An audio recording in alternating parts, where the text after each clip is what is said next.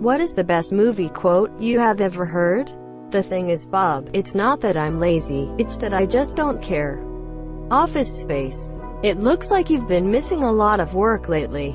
I wouldn't say I've been missing it, Bob. If I'm not back in 5 minutes, just wait longer. Ace Ventura, Pet Detective. We train young men to drop fire on people, but their commanders won't allow them to write "fuck" on their airplanes because it's obscene.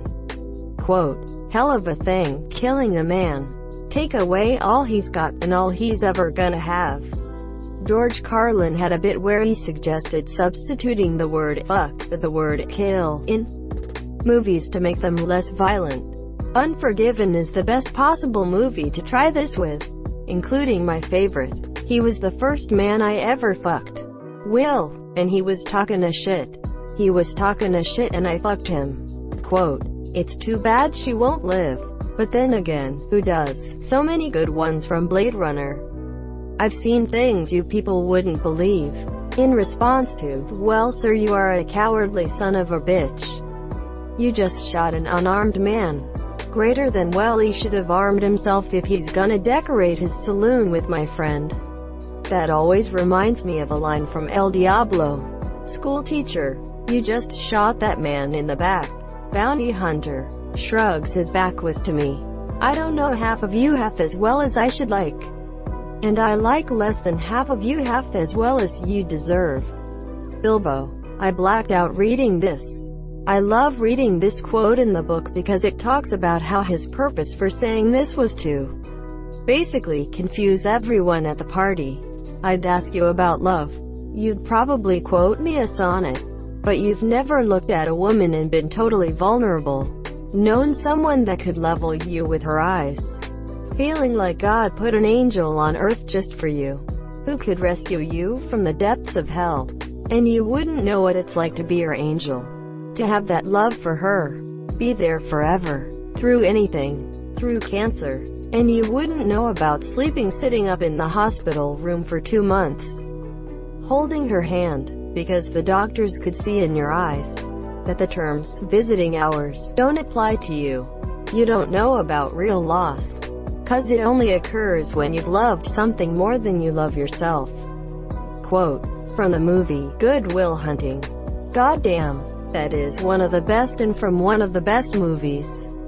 Look, you're my best friend, so don't take this the wrong way, but in 20 years if you're still living here, coming over to my house, watching the Patriots games, working construction, I'll fucking kill ya. That's not a threat, that's a fact. I'll fucking kill ya. No, no, no, no, no. Fuck you. You don't owe it to yourself. You owe it to me. 'Cause tomorrow I'm gonna wake up and I'll be 50. And I'll still be doing this shit. And that's alright. That's fine. I mean, you're sitting on a winning lottery ticket and you're too much of a pussy to cash it in. And that's bullshit. Back quote, 'cause I'd do anything to fucking have what you got. So would any of these fucking guys. It'd be an insult to us if you're still here in 20 years. Hanging around here is a fucking waste of your time. You don't know that. I don't. Quote. No. You don't know that. Oh. I don't know that. Let me tell you what I do know. Every day I come by to pick you up. And we go out, we have a few drinks, and a few laughs. And it's great. But you know what the best part of my day is? It's for about 10 seconds from when I pull up to the curb to when I get to your door. Because I think maybe I'll get up there and I'll knock on the door and you won't be there. No goodbye. No see you later. No nothing. Just left. I don't know much, but I know that. God, I love that movie. I honestly forget how great Ben Affleck's character is. You're absolutely right that this is a top moment in the film, monsieur. I'm tired, boss. Tired of being on the road.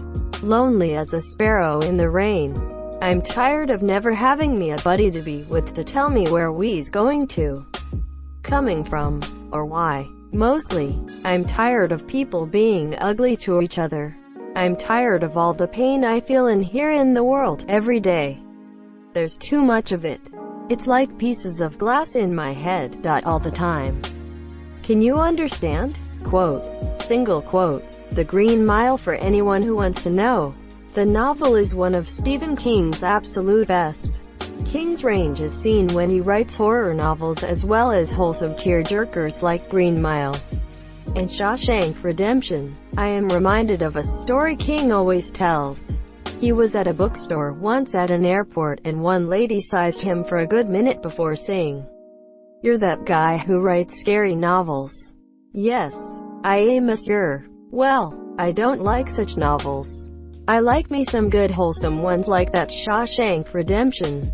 "I wrote Shawshank Redemption." "No, you didn't. Do you think God stays in heaven because he, too, lives in fear of what he's created here on earth?"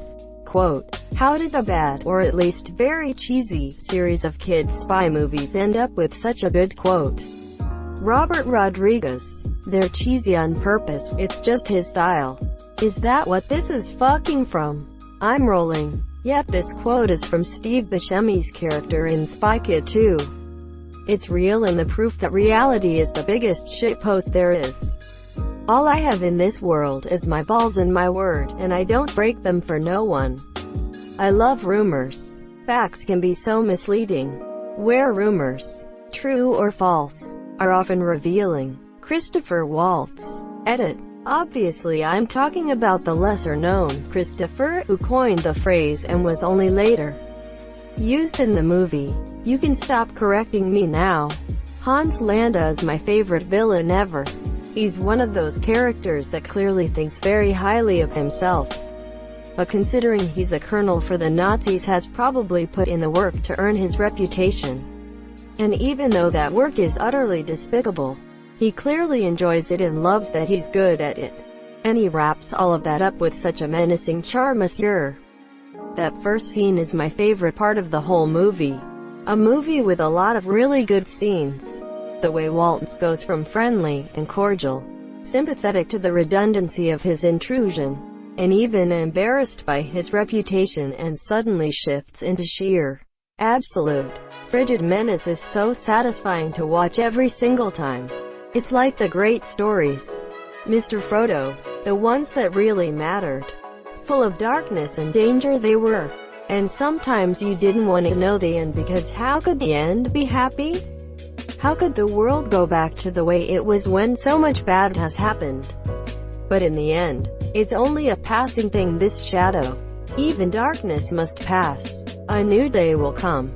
And when the sun shines, it'll shine out the clearer.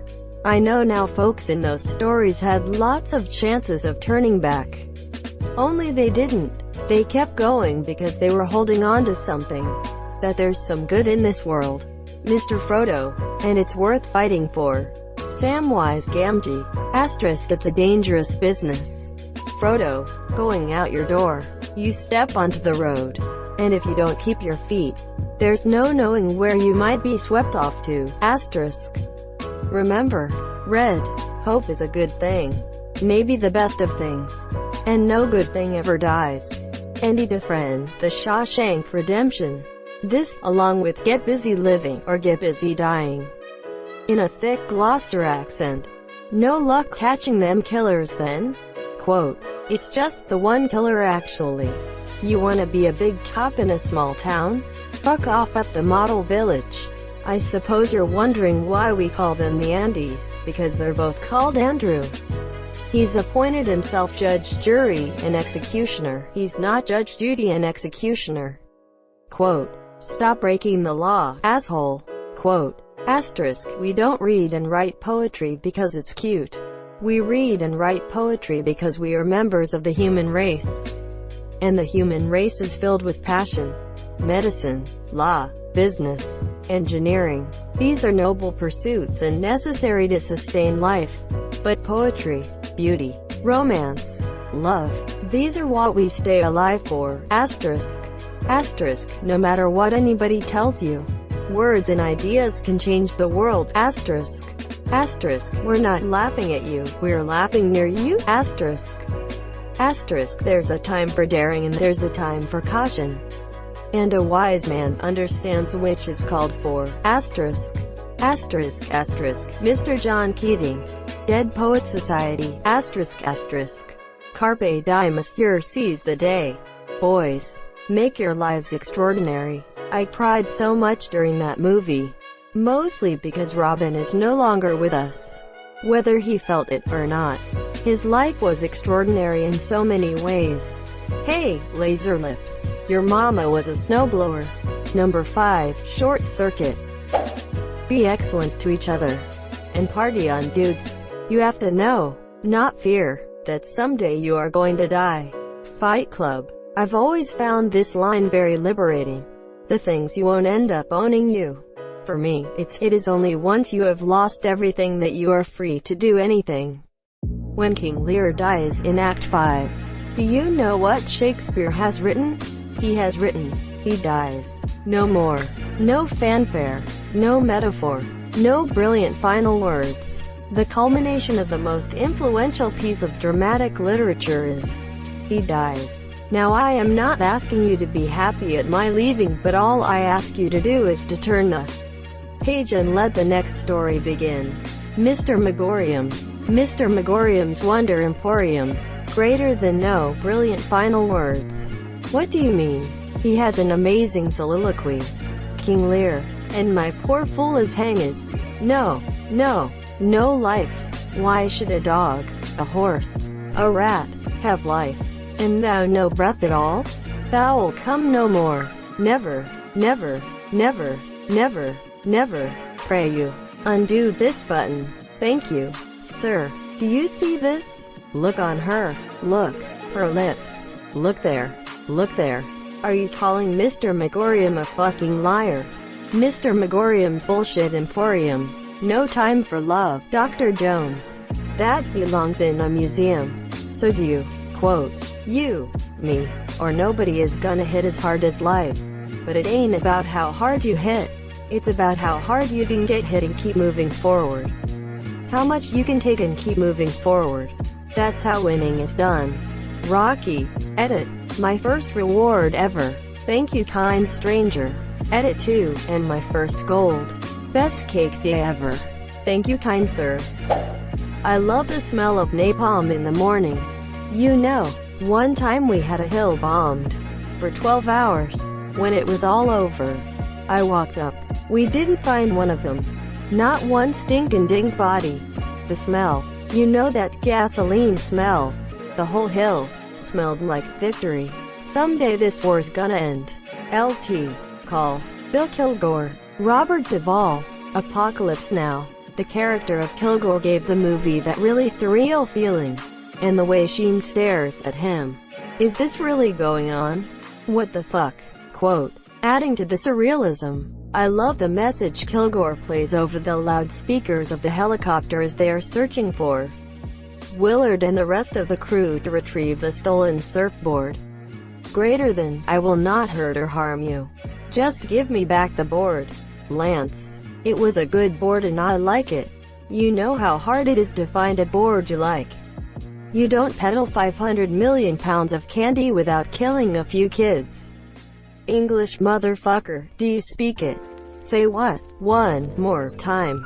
Many that live deserve death, and some that die deserve life. Can you give it to them? Then do not be too eager to deal out death in judgment. Gandalf always was a master regarding thoughtful quotes. I wish it need not have happened in my time, said Frodo. So do I, said Gandalf. And so do all who live to see such times. But that is not for them to decide. All we have to decide is what to do with the time that is given us.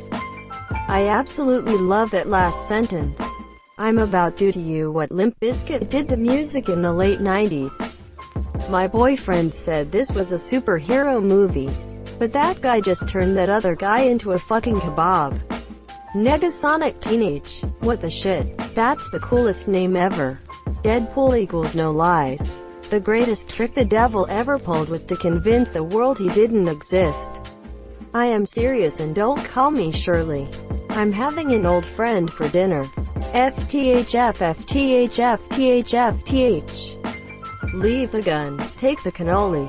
My parents actually used to quiz me on that as a kid. And I was so confused why for the longest time. They would ask what to do if there is a gun and a cannoli, and the answer was that. Thank you so much for watching and have a good day.